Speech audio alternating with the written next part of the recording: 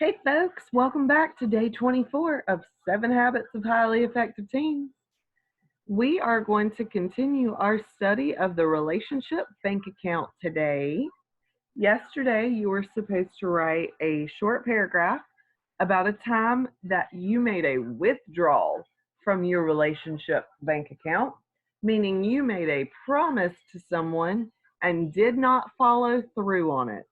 And I wanted you to write about that situation.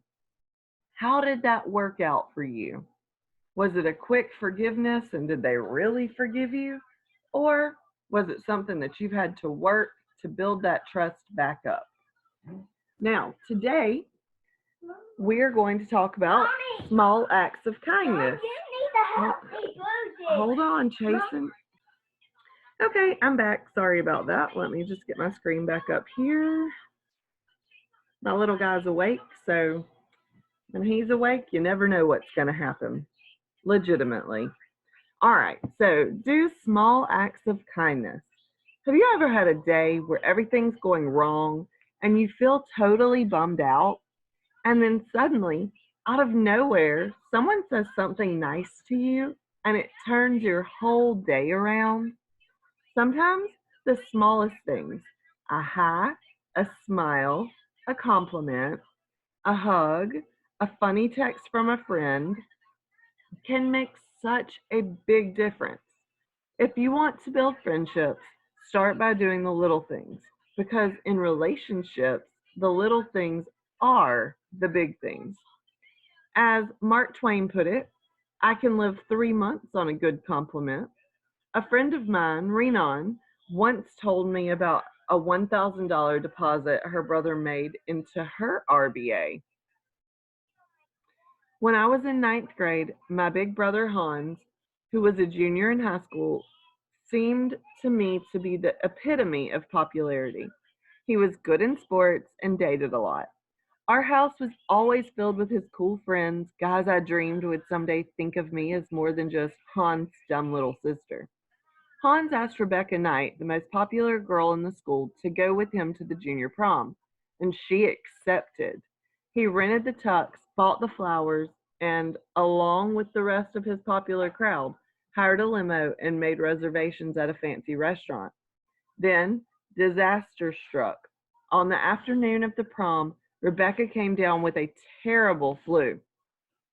Hans was without a date, and it was too late to ask another girl. There were a number of ways Hans could have reacted, including getting angry, feeling sorry for himself, blaming Rebecca, even choosing to believe that she really wasn't sick and just didn't want to go with him, in which case he would have had to believe that he was a loser. But Hans chose not only to be proactive, but to give someone else the night of her life. He asked me, his little sister, to go with him to his junior prom.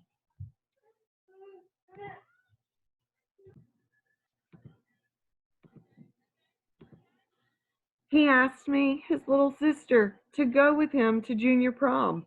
Can you imagine my ecstasy?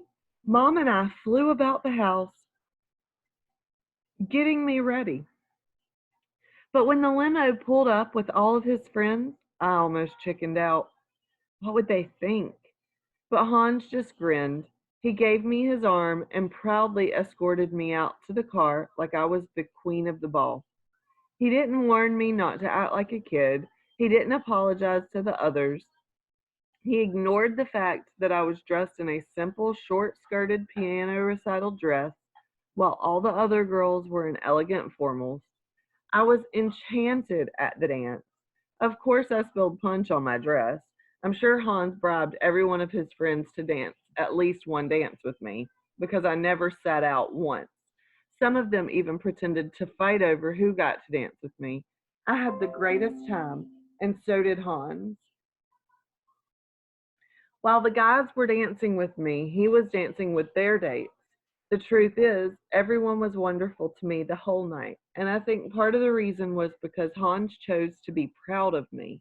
It was the dream night of my life. And I think every girl in the school fell in love with my brother, who was cool enough, kind enough, and self confident enough to take his little sister to his junior prom. If, as the Japanese saying goes, one kind word can warm 3 winter months, think how many winter months were warmed by this single act of kindness. You don't have to look far to find opportunities for small acts of kindness. A young man named Lee, who was taught about the RBA, related this. I'm the junior class president at my school. I decided to try the small kindness deposit I learned about by putting a simple note in the boxes of just the student body officers I didn't know well. I told them that I appreciated the work they did.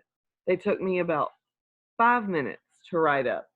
The next day, one of the girls I'd written a note to came up to me and abruptly gave me a big hug.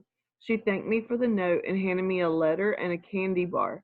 The note said that she had had a terrible day. She had a great deal of stress and was very depressed.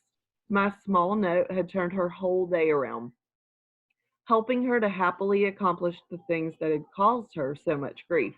The strange thing was that if I had hardly known her, I would have gave her the note, and I was sure that she didn't like me anyway because she never really paid any attention to me. What a surprise. I couldn't believe how much a simple note meant to her. Small acts of kindness don't always have to be one on one. You can also team up with others to make a deposit. I remember reading about a deposit the kids at Juliet Township Central High School near Chicago made in the life of an unsuspecting teenage girl named Lori when they crowned her homecoming queen.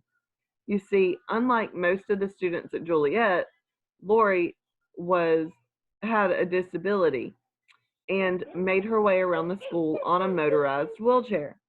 Because of cerebral palsy, her words were often difficult to understand and her movements uneasy. Everyone at school knew her as super sweet and friendly. After being nominated for Homecoming Queen by students in Business Professionals of America, Lori made the first cut when students narrowed the slate to 10. At a pep rally soon after, it was announced that she had won. The entire student body of 2,500 started chanting, Lori, Lori.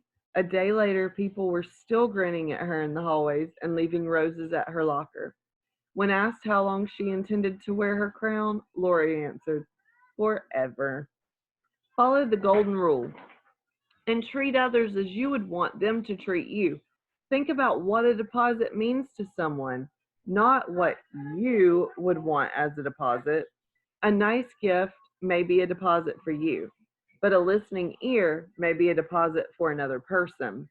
If you ever have something nice to say, don't let that thought just rot. Say it. As Ken Blanchard wrote in his book, The 1 Minute Manager, unexpressed good thoughts aren't worth squat. If you're sure whether you should approach if you are unsure whether you should approach someone, just remember how good it'll make them feel to receive a compliment. Don't wait until people are dead to give them flowers. So, homework for today. I want you to, in your journal, your workbook, your notebook, whatever you're writing in, of course, write about a time that you made an RBA to someone out of goodwill. So you are writing about small acts of kindness, okay? A time that you did something small that was kind and it turned someone's day totally and completely around. And guess what? If you don't have one to write about, then you really know what your homework is, don't you? You better go out, perform a small act of kindness, and then write about it. Okay? Hope you guys enjoyed today's lesson. Have a wonderful day and see you tomorrow.